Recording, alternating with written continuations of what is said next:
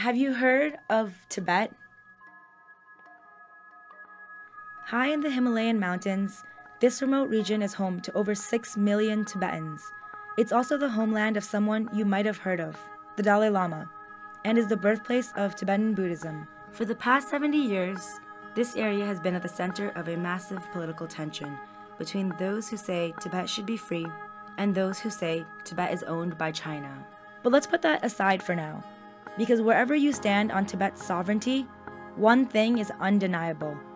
Tibetans form a unique and ethnically distinct culture, with their own language, both written and spoken, their own religion, food, dress, and way of life.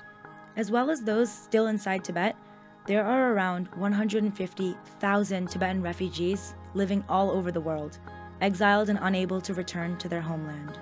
But wherever they live in the world, most of these Tibetans identify as just that, Tibetan.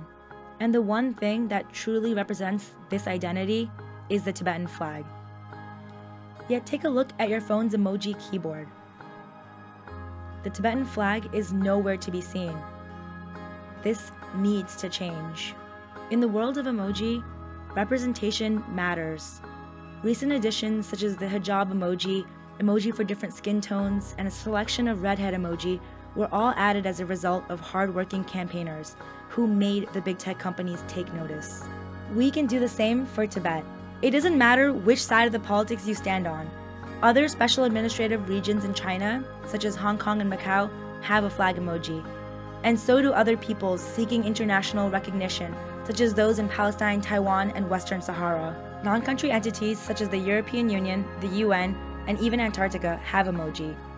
Those in the LGBTQ community can fly their flag, and even pirates are represented. It's time for Tibet to join them. Hi everyone, my name is Pema, and I'm a Tibetan American student from Washington, D.C. My grandparents lived in Tibet, but fled in the 1950s due to political tensions with China.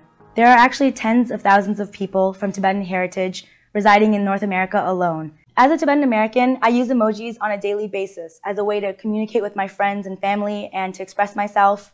Without a Tibetan flag emoji, there is a huge part of my identity that I am unable to communicate through emojis.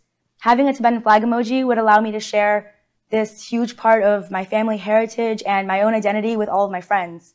It's a way to represent my nationality, and in the same way that I'm proud of the American flag, I also want to be able to use the Tibetan flag emoji to share that piece of my identity with everyone around the world.